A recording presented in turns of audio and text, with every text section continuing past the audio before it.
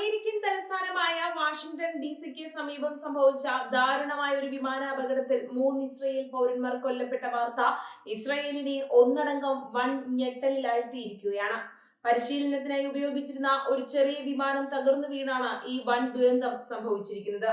നയതന്ത്രപരമായും സാമൂഹികമായും ഏറെ പ്രാധാന്യമുള്ള US തലസ്ഥാന നഗരിക്ക് തൊട്ടടുത്ത് ഇത്തരമൊരു അപകടം നടന്നത് ഇരു രാജ്യങ്ങളിലെയും സുരക്ഷാന്വേഷണ ഏജൻസികളെ ഉണർത്തിക്കഴിഞ്ഞു. അമേരിക്കൻ സംസ്ഥാനമായ മേരിലാൻഡിലെ ബോവി എന്ന പ്രദേശത്തിന് സമീപമുള്ള ജനവാസമില്ലാത്ത കാട്ടുപ്രദേശത്താണ് സിംഗിൾ എഞ്ചിൻ വിമാനം തകർന്നു വീണത്. ആകാശത്തു നിന്നും നിയന്ത്രണം നഷ്ടപ്പെട്ട വിമാനം അതിശക്തമായി മരങ്ങൾക്കിടയിലേക്ക് പതിക്കുകയായിരുന്നു എന്നാണ് പ്രാഥമിക റിപ്പോർട്ടുകൾ സൂചിപ്പിക്കുന്നത്. അപകടത്തിന്റെ തീവ്രത കാരണം വിമാനം പൂർണ്ണമായും തകരുകയും ഉള്ളിലുണ്ടായിരുന്നവർക്ക് രക്ഷപ്പെടാൻ യാതൊരു അവസരവും ലഭിക്കാതിരിക്കുകയും ചെയ്തു. വിമാനത്തിന്റെ പൈലറ്റും 2 യാത്രക്കാരും ഉൾപ്പെടെ അതിലുണ്ടായിരുന്ന 3 പേരും സംഭവ സ്ഥലത്ത് തന്നെ മരണപ്പെട്ടതായാണ് US അധികൃതർ സ്ഥിരീകരിച്ചിട്ടുള്ളത്. മരിച്ച 3 പേരും ഇസ്രായേൽ പൗരന്മാരാണെന്ന വിവരം പുറത്തു വന്നതോടെയാണ് ഈ അപകടത്തിന് അന്താരാഷ്ട്ര തലത്തിൽ വലിയ പ്രാധാന്യം കൈവന്നത്. മരിച്ചവരുടെ കുടുംബാംഗങ്ങളെ ഈ ദാരുണ വിവരം ഔദ്യോഗികമായി അറിയിച്ചു കഴിഞ്ഞിട്ടുണ്ട്. മേരിലാൻഡിലെ ബോവി മേഖലയിൽ വിമാനം തകർന്നു വീണ ഉടൻ തന്നെ വലിയ രീതിയിലുള്ള രക്ഷാപ്രവർത്തനമാണ് US സുരക്ഷാ സേനയും ഫയർഫോഴ്സും ചേർന്ന് നടത്തിയത്.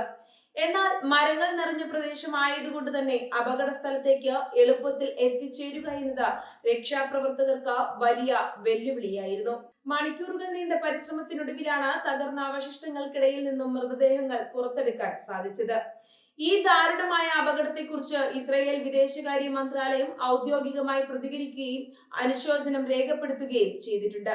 മരണപ്പെട്ട ഇസ്രായേൽ പൗരന്മാരുടെ കുടുംബാംഗങ്ങൾക്ക് ആവശ്യമായ എല്ലാവിധ നയതന്ത്ര സഹായങ്ങളും മന്ത്രാലയം വാഗ്ദാനം ചെയ്തിട്ടുണ്ട്.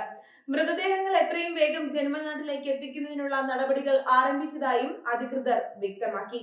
അപകട വിവരം അറിഞ്ഞതു മുതൽ ഇസ്രായേൽ വിദേശകാര്യ മന്ത്രാലയത്തിലെ ഉന്നത ഉദ്യോഗസ്ഥർ അമേരിക്കൻ അധികൃതരുമായി നിരന്തരം ബന്ധപ്പെട്ടുകൊണ്ടിരിക്കുകയാണ്. വാഷിംഗ്ടണിലെ ഇസ്രായേൽ എംബസി വഴിയാണ് നയതന്ത്രപരമായ ഏകോപനങ്ങൾ നടക്കുന്നത്.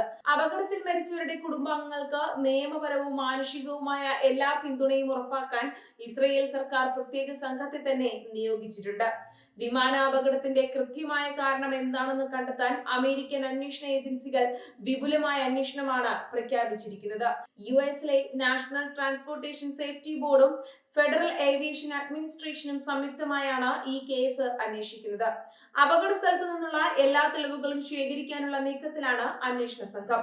സിംഗിൾ എഞ്ചിൻ വിമാനങ്ങൾക്ക് സാധാരണയായി സംഭവിക്കാറുള്ള സാങ്കേതിക തകരാറുകളാണോ അതോ പൈലറ്റിന് സംഭവിച്ച എന്തെങ്കിലും പിഴവാണോ ഈ ദുരന്തത്തിന് കാരണമായതെന്നാണ് പ്രധാനമായും പരിശോധിക്കുന്നത്. വിമാനം പറന്നുയരുന്നതിന് മുൻപ് കൃത്യമായ പരിശോധനകൾ നടത്തിയിരുന്നോ എന്നതിനെ കുറിച്ചും അന്വേഷണം നടക്കുന്നുണ്ട്. ഏവിയേഷൻ വിദഗ്ധരുടെ വലിയൊരു സംഘമാണ് ബോവിയിലെ കാട്ടുപ്രദേശത്ത് ക്യാമ്പ് ചെയ്യുന്നത്. അപകട സമയത്ത് ഈ പ്രദേശത്തുണ്ടായിരുന്ന കാലാവസ്ഥാ വ്യതിയാനങ്ങളെ കുറിച്ചും അന്വേഷണ സംഘം വിവരങ്ങൾ ശേഖരിക്കുന്നുണ്ട്. കാറ്റോ മൂടൽമഞ്ഞോ കാരണം പൈലറ്റിന് വിമാനത്തിന്റെ നിയന്ത്രണം നഷ്ടപ്പെടാനുള്ള സാധ്യതകളും തള്ളിക്കളയുന്നില്ല. വിമാനത്തിൽ നിന്നും കൺട്രോൾ റൂമിലേക്ക് അവസാന നിമിഷങ്ങളിൽ ലഭിച്ച സന്ദേശങ്ങളും റേഡിയോ സംഭാഷണങ്ങളും വിദഗ്ധമായി പരിശോധിച്ചു വരികയാണ്.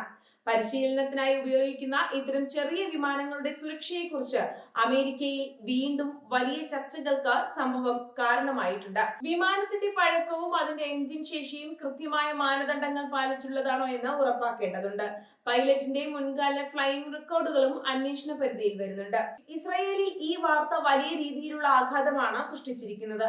കൊല്ലപ്പെട്ടവർ ആരാണെന്നും അവർ എന്താവശ്യത്തിനാണ് അമേരിക്കയിൽ എത്തിയതെന്നുമുള്ള വിവരങ്ങൾ ഇസ്രായേൽ മാധ്യമങ്ങൾ അതീവ പ്രാധാന്യത്തോടെയാണ് റിപ്പോർട്ട് ചെയ്യുന്നത്.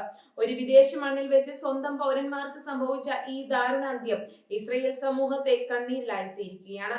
അമേരിക്കൻ പോലീസും ഫെഡറൽ ഏജൻസികളും അപകട സ്ഥലം പൂർണ്ണമായും വളഞ്ഞ് അതീവ സുരക്ഷിത മേഖലയാക്കി മാറ്റിയിരിക്കുകയാണ്. തെളിവുകൾ നശിച്ചു പോകാതിരിക്കാൻ പൊതുജനങ്ങൾക്കും മാധ്യമങ്ങൾക്കും ഈ പ്രദേശത്തേക്ക് താൽക്കാലികമായി വിലക്ക് ഏർപ്പെടുത്തിയിട്ടുണ്ട്. ഫോറൻസിക് വിദഗ്ധർ വിമാനത്തിന്റെ അവശിഷ്ടങ്ങൾ ഓരോന്നായി പരിശോധിച്ചു വരികയാണ്. വരും ദിവസങ്ങളിൽ US അന്വേഷണ ഏജൻസികൾ ഇസ്രായേൽ നയതന്ത്ര പ്രതിനിധികൾക്ക് അന്വേഷണ പുരോഗതിയെക്കുറിച്ചുള്ള പ്രാഥമിക റിപ്പോർട്ട് കൈമാറും. നയതന്ത്രപരമായി ഇരു രാജ്യങ്ങളും തമ്മിലുള്ള മികച്ച ബന്ധം ഈ അന്വേഷണ പ്രക്രിയ കൂടുതൽ സുതാര്യവും വേഗതയേറിയതുമാക്കാൻ സഹായിക്കുന്നുണ്ട്. മരണപ്പെട്ടവരുടെ പോസ്റ്റ്മോർട്ടം നടപടികളും US-ൽ പുരോഗമിക്കുകയാണ്.